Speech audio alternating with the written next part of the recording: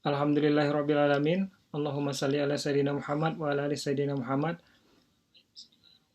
Terima kasih sebelumnya kepada jurusan Kesehatan dan Rekreasi Universitas Negeri Padang, kemudian kepada jurnal Sporta Scientica, dan terkhusus ini teman sebangku SMA saya, Bapak Windo Wiryadinata MPD, eh, atas kolaborasinya.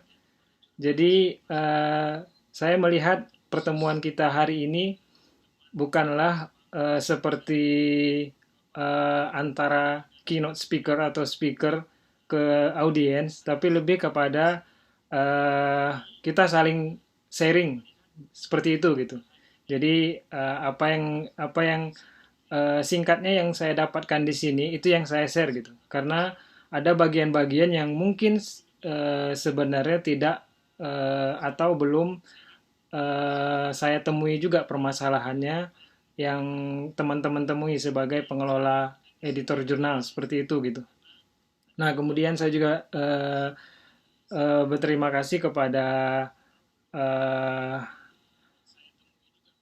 kampus saya, Taiwan Tech, julukannya itu National Taiwan University of Science and Technology di Taiwan, atas izin, kemudian juga Fakultas Sains Teknologi Uinsus Karyau.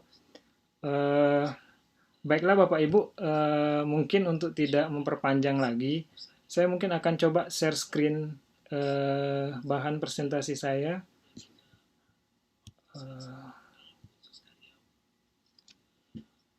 Apakah sudah masuk ya? Pak Endang, apakah bisa dilihat Bapak Endang? Oh iya, oke. Baik Bapak Ibu, topik kita pada sore hari ini memilih jurnal merespon reviewer, dan sekiranya ada waktu nanti mungkin saya akan tampilkan simulasi submit di Clarivate atau dulunya Web of Science seperti itu gitu. Awal topiknya sebenarnya diskusi kita bersama Bapak Windo itu terkait apa ya, submit atau publish di reputable journal gitu, nasional dan internasional. Cuman saya ngelihatnya seperti yang saya sampaikan kepada diskusi kita ke Pak Windo, kurang spesifik seperti itu gitu. Lebih baik kita memilih bagian-bagian kecil, tapi sebenarnya proses penting dalam sebuah jurnal atau menulis gitu. Saya sekarang mahasiswa PhD di kampus yang saya sebutkan tadi, juga dosen di Sistem Informasi Uinsus Karyau, baru 3 tahun ya, 3 tahun, 3 atau 4 tahun, eh, baru asisten ahli. Eh, Masih jauh, Pak Gusril masih jauh di atasnya gitu. Jadi masih seperti guru dan muridnya seperti itu gitu. Nah, jadi pada siang ini lebih kepada sharing sebenarnya. Baiklah, kemudian ini profil saya sudah dibacakan juga. Tadi saya kebetulan selain S1 saya di UIN Suskaryau, saya mendapat beasiswa double degree seperti itu, 2 gelar master. Makanya di gelar saya itu ada 2 seperti itu gitu.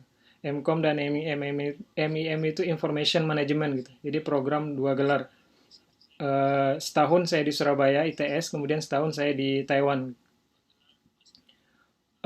Ini outline kita pada sore hari ini memilih jurnal, merespon revisi, kemudian simulasi submit. Jadi PPT di sini berdasarkan 2 referensi utama yang saya ambil. Jadi ada buku yang menurut saya buku ini sangat bagus gitu yang saya dapatkan di mata kuliah di sini gitu. Writing your journal article in 12 weeks. Tapi bukan 12 minggunya yang saya tekankan di sini, tetapi lebih kepada panduan akademik di dalamnya seperti itu. Kemudian MIS Quarterly Workshop, beberapa bulan lalu saya mengikuti MIS Quarterly Workshop. Jadi MIS Quarterly Workshop ini adalah MIS Quarterly ini adalah top jurnal di bidang information system atau information management gitu. Uh, ini topik pertama kita. Ini bahasanya bahasa Inggris karena saya ambil murni dari buku tersebut gitu, karena saya tidak translate. Karena seperti yang kita ketahui, kalau ditranslate kalau tidak betul hati-hati maka akan maknanya akan berbeda seperti itu. Yang kita tangkap tidak seperti yang ada dalam buku tersebut gitu. Nah, mengapa sih penting untuk memilih jurnal yang tepat gitu? Jadi pertama itu seandainya kita sebagai penulis salah memilih jurnal atau tidak sesuai dengan topik kita, singkatnya seperti itu, tentu auto reject seperti itu, desk rejection istilahnya gitu. Jadi baru submit mungkin seminggu kemudian atau 2 minggu kemudian, atau kalau kadang editornya sangat rajin, baru hari ini submit besoknya udah reject gitu, karena nggak cocok sama scope atau main goals dari jurnal tersebut. Yang kedua adalah submit to whichever journal is the best is not good advice. Jadi submit ke jurnal-jurnal yang saran dari teman-teman atau kolega, oh ini jurnal paling bagus, ini jurnal yang terbaik di bidangnya. Ternyata menurut buku ini itu juga bukan saran yang bagus gitu, apalagi untuk penulis pemula. Karena apa? Karena lebih kepada psikologis. Katakanlah kita baru mulai menulis dan kita belum punya terbitan dan kita belum punya pengalaman menulis, kita submit ke jurnal yang katakanlah top 3 di bidang kita atau top 5 di jurnal internasional atau nasional, kemudian reject gitu. Ini psikologisnya kepada kita sebagai penulis pemula tentu tidak baik gitu. Karena baru kali pertama menulis kemudian di reject gitu. Kemudian yang berikutnya kita juga perlu perhatikan kualitas dari jurnal tersebut gitu, mulai dari reviewernya, peer review, blind double review gitu. Jadi jurnal juga kalau secara standar yang bagusnya mereka punya reviewer yang memang di bidang tersebut, kemudian mereka melakukan proses peer review, blind review atau blind double review. Artinya reviewer kita nggak tahu, kemudian si kita juga nggak tahu siapa reviewernya gitu. Kemudian prosesnya mungkin sampai 2, 3, atau 4 kali gitu, dari artikel dari selama kita submit sampai publish gitu. Kemudian rejected, jadi karena nggak sesuai sama standarnya, karena kita nggak tahu jurnal itu seperti apa sih, standar format dan lain-lain, akhirnya ya auto reject, desk rejection seperti itu, ditolak ketika baru disubmit. Kemudian submit more one journal at a time, jadi submit ke banyak jurnal dalam waktu yang bersamaan gitu. Ini juga dilarang karena ketika accepted semuanya gitu ya, itu akan jadi masalah gitu. Tahu-tahu diterbitkan di katakan luar 2 atau 3 jurnal dalam waktu bersamaan. Efeknya sangat tidak bagus. Kemudian di saya mengacunya ke SCI atau SCI Journal, Social Science Citation Index atau Social Citation Index, dan yang baru SCI Expanded, atau di bawahnya lagi ada namanya SC, Emerging Social Citation Index gitu. Sebenarnya ini Clarivate atau Web of Science. Kenapa saya memilih Clarivate atau Web of Science? Ini ada pro kontra sebenarnya antara Clarivate Analytic of Science atau Scopus gitu ya. Tapi di kampus saya sebenarnya kurang mengenal Scopus, lebih kepada Clarivate Analytic gitu. Karena secara proses dia jurnalnya mungkin ada yang katakanlah predator dan lain-lain, jurnal-jurnal yang hanya mengejar publikasi, open access, duit dan lain-lain seperti itu kita katakan, tetapi lebih sedikit gitu ketimbang yang di Scopus. Nah, ada banyak jurnal sebenarnya, ini peluang. Kemudian, tapi satu sisi mungkin kita kebingungan yang mana jurnal yang pas untuk artikel kita seperti itu.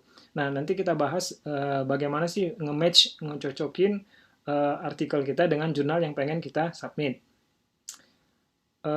Kalau saya kecepatan ngomongnya dikode aja ya, Pak Moderator, karena saya terbiasa berdiskusi seperti itu gitu. Kemudian non-recommended publishing outlet. Jadi ada tempat-tempat yang sebenarnya tidak direkomendasikan untuk kita submit artikel kita gitu. Bisa, nggak ada masalah, tapi ide yang kita bangun yang katakanlah ide yang sangat mahal, sangat disayangkan. Misal kita submit di newspaper, berita gitu ya, atau majalah gitu ya, atau trade journal gitu. Trade journal sebenarnya juga bagus, tapi trade journal ini tidak melalui preview, tidak ada reviewer, tidak ada ini, jadi editor yang atau si pemegang majalah katakanlah demikian, dia melihat idenya bagus, katakan lebih di jurnal-jurnal yang ekonomik, bisnis dan lain-lain gitu. Jadi kayak ada jurnal kita punya pendapat, kita sampaikan oh ini peluang bisnis, tapi dia nggak melalui peer review. Jadi nggak ada dilempar ke reviewer, dia yang memutuskan gitu. Kemudian society and conference proceeding. Nah, conference proceeding juga sebenarnya kurang dianjurkan, bahkan tidak dianjurkan, non recommended berdasarkan buku ini gitu. Karena apa? Karena banyak tipe yang sering kita temukan juga selain indeksnya masih di bawah jurnal, conference proceeding juga tidak dianjurkan gitu. Hanya saja, tapi bagi pemula, apalagi masih mahasiswa, ingin mencoba atau sebagai motivasi bahwa dia sudah punya artikel terbitan untuk ke depan, sebagai penyemangat untuk menulis lagi, kalau saya pribadi sih tidak ada masalah gitu ya. Cuman kalau kita sudah punya artikel conference proceeding beberapa, cobalah untuk move on ke jurnal gitu. Apalagi ke social science citation index tadi seperti itu gitu. Karena sayang ide kita yang mahal yang kita bangun dengan waktu yang lama, menyita pemikiran dan lain-lain, terus kita submit di indeks yang kurang berimpact kepada profil akademik kita gitu. Kemudian questionable publishing outlet. Jadi ada juga tempat-tempat publish yang masih dipertanyakan. Misalkan non-peer review academic journal. Jadi ada jurnal yang dibikin tetapi tidak mempunyai peer review proses. Katakanlah editornya 3 orang. 3 orang ini yang sebagai reviewer, 3 orang ini yang juga menerima artikel, kemudian dia yang review, kemudian mereka yang memutuskan gitu. Jadi tidak ada proses peer review yang dilalui seperti itu. Reviewer yang nggak ada, kemudian apalagi reviewer yang bidang tersebut juga tidak ada seperti itu gitu. Kemudian graded student journal, ada beberapa kampus yang membuat sebuah jurnal yang itu untuk syarat kelulusan mahasiswanya. Jadi skripsi disubmit ke jurnal tersebut gitu. Jadi tidak direkomendasikan untuk kita seandainya sudah punya publikasi-publikasi gitu. Kemudian lokal jurnal, ya jurnal yang bahasanya bahasa setempat gitu, nggak internasional. Ini juga bisa jadi pertimbangan sebenarnya saya baru juga kepikiran ke jurnal Sporta Scientica dan jurnal apa lagi saya lupa, mohon maaf. Jadi kalau seandainya masih bisa, sekarang kan posisinya masih Sinta 5 sudah cukup bagus gitu ya. Kalau seandainya bisa dirubah lagi gitu dalam jangan tidak lokal jurnal lagi skupnya, artinya bahasanya harus dirubah gitu kan. Bisa jadi internasional, jadi namanya mungkin agak berani banting setir, misalkan berubah dulu nama jurnal ke dalam bahasa Inggris, formatnya pelan-pelan juga dirubah ke sana gitu ya. Mungkin bisa kombinasi antara itu gitu. Jadi pelan-pelan targetnya kalau saya dalam tanda kutip bukan bukan Sinta goalnya gitu.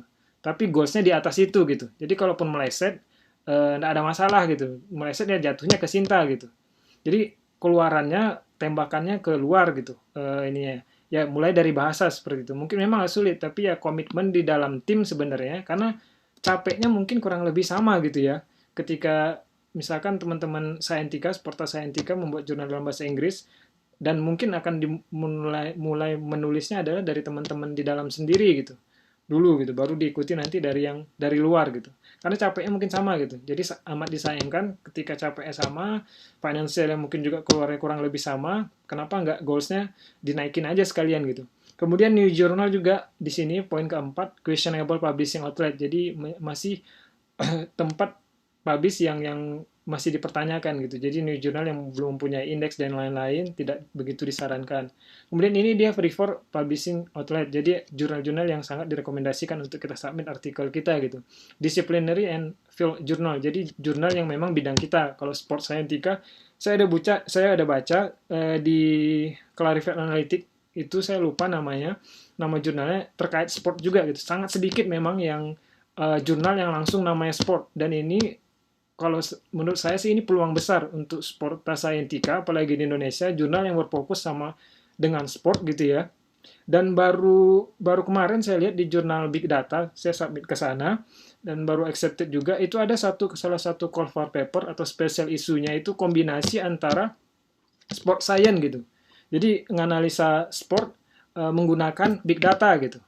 Jadi ini bisa masuk ke poin interdisciplinary journal yang bagian kedua di sini gitu. Jadi cross bidang gitu. Misalkan IT, kemudian IT tadi big data, kemudian sportnya ya dari teman-teman Sport Scientica. Jadi membuka call for paper atau special issue yang itu cross disiplinir gitu. Jangan menutup diri yang hanya kita udah tahu Sport Scientica ya fokusnya sport.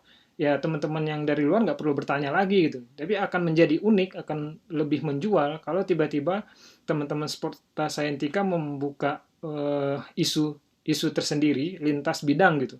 Nanti reviewernya bisa diundang tentu dari bidang-bidang interdisciplinary juga gitu. Karena sekarang diskusi terakhir juga dengan salah satu editor di MS Quarterly tadi, interdisciplinary ini kian apa ya, kian berkembang gitu dari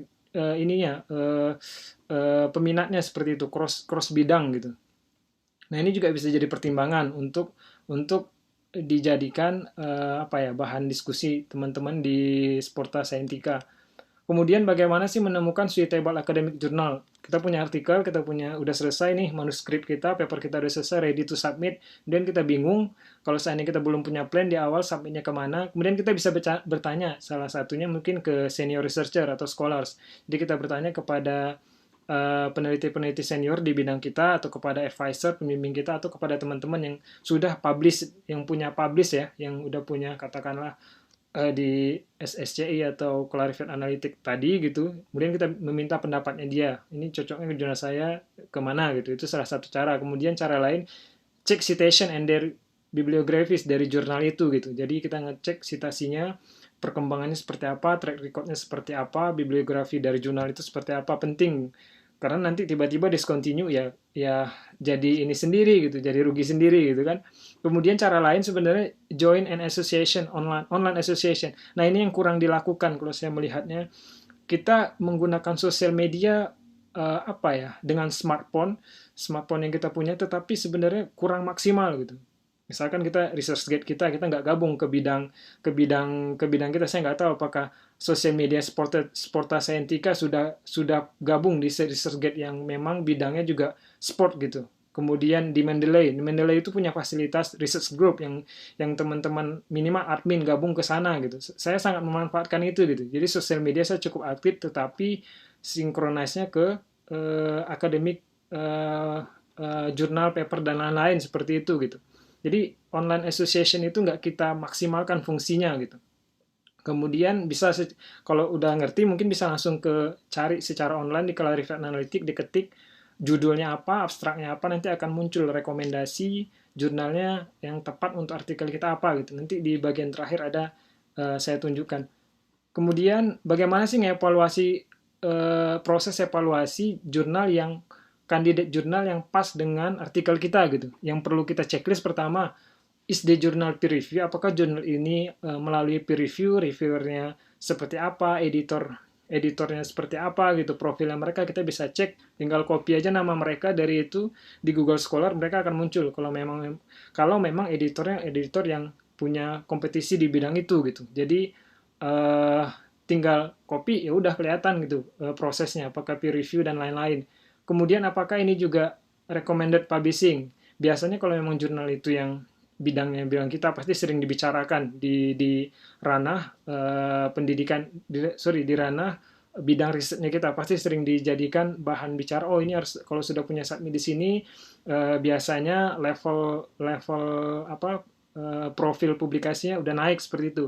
Kemudian publishernya siapa gitu. Nah, misalkan apakah publishernya Elsevier, apakah publishernya Taylor and Friends, kemudian apakah publishernya juga Emerald. Nah, itu juga publisher-publisher besar yang perlu diperhatikan ketika kita submit jurnal. Oh, ini di bawah publisher mana, seperti itu gitu.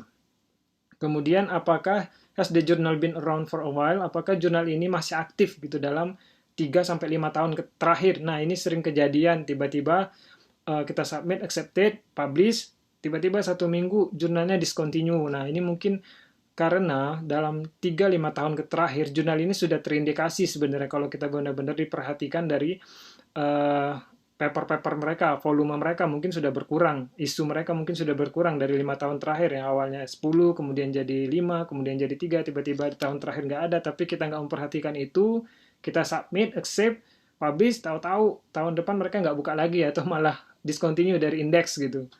Kemudian is the journal carefully produced? Jadi, nah ini juga sering kejadian di conference proceeding. Jadi misalkan kita menulis paragraf tapi formatnya salah, ini rata kanan, rata kiri, nggak diperhatikan gitu, poin balance-nya dan lain-lain. Artinya divisi produksi sebelum publish itu nggak memperhatikan format artikel kita sebelum dipublish gitu. Nah, ini juga perlu diperhatikan ketika ngecek jurnal yang potensi bagus untuk artikel kita. Kemudian apakah indeks jurnal kita ini di mana gitu. Apakah di Scopus, apakah di Web of Science, Scholarly, kemudian apakah di online atau offline gitu. Nah, ini juga penting, apalagi untuk mahasiswa S2 sebagai syarat kelulusan atau S3. Time to get published ini berapa lama gitu, dari submit sampai under review-nya berapa lama estimasinya, kemudian sampai setelah submit, setelah accepted ke publish, kapan terbitnya seperti itu. Nah, itu juga perlu menjadi apa ya, kriteria ketika kita mau submit ke jurnal tersebut. Kita juga harus nge-match format paper kita, artikel kita sebelum submit ke jurnal tersebut. Kita juga bisa melihat special issue dari jurnal tersebut atau call for paper gitu. Karena bagus dari call for paper ini adalah biasanya terbitnya lebih cepat ketimbang regular issue. Kita submit misalkan katakanlah ada sport and big data special issue maksimal terbit 2021 bulan Juni. Nah, sementara regular issue isu yang umum itu biasanya terbit lama gitu karena antrian accepted udah banyak gitu kan. Tapi kalau special issue mereka akan terbit sesuai dengan yang tanggal yang udah mereka tentukan. Kemudian panjang halaman, kemudian jumlah kata juga perlu diperhatikan. Kemudian formatnya, format referensi dan lain-lain, apakah mereka menggunakan APA, Harvard, IEEE, dan lain-lain seperti itu. Kemudian profil jurnal editor. Jadi editornya juga perlu diperhatikan profilnya gitu. Atau misalkan kita punya topik nih, saya sebutkan tadi big data and sport gitu ya. Tahu-tahu si editor ternyata bidangnya nggak cocok gitu sama artikel kita gitu. Kita sudah ngelakuin riset sedemikian rupa, artikel kita menurut kita sudah sangat bagus dengan diskusi dengan teman-teman sebagai penulis juga. Tahu-tahu auto reject gitu, desk rejection di mata editor. Mungkin editornya profilnya nggak di situ gitu. Jadi perlu jadi pertimbangan juga. Nah, ini di dalam buku itu, teman-teman bisa download buku ini kok di Google, udah ada, mereka udah free download di sana gitu. Jadi ini ada template, ada form sebenarnya. Kalau mau lebih spesifik, tinggal diisi nama jurnal apa, nanti dibanding-bandingkan dengan beberapa opsi jurnal, tinggal diambil keputusan gitu, berapa lama terbitnya, apakah dia misalkan nih nama jurnalnya apa, editornya siapa, kemudian alamat webnya apa, seperti apakah ini peer review apa enggak gitu, jurnalnya tipenya apa, ini ada semuanya di form ini gitu. Jadi bisa dijadikan pertimbangan ketika sebelum mau submit. Nah, ini contoh di Clarivate Analytics. Nah, jadi di web of Science itu tinggal diketikkan misalkan ini bidang saya misalkan salah satunya knowledge management. Saya ketik knowledge management misalkan itu akan muncul gitu jurnal-jurnal yang berhubungan dengan bidang saya tersebut. Atau diketik sport gitu ya, mungkin akan muncul gitu beberapa opsi jurnal gitu. Dan indeksnya ada gitu di bawah di bagian coverage ini adalah indeks. Kalau ini di indeksnya berarti misalkan Journal of Knowledge Management, Social Science Citation Index seperti itu gitu. Nah, ini perlu diperhatikan juga. Jadi ada levelnya kalau di Clarivate Analytics. Pertama SC, Emerging Social Citation Index, kemudian SCI atau SSCI gitu ya. Nah, itu level-levelnya gitu. Jadi kalau untuk pemula nggak apa-apa ke SC itu sudah sangat bagus. Biasanya kalau sudah di indeks XG, secara umum biasanya akan di indeks Scopus. Tapi kalau di indeks Scopus belum tentu di indeks SG seperti itu gitu.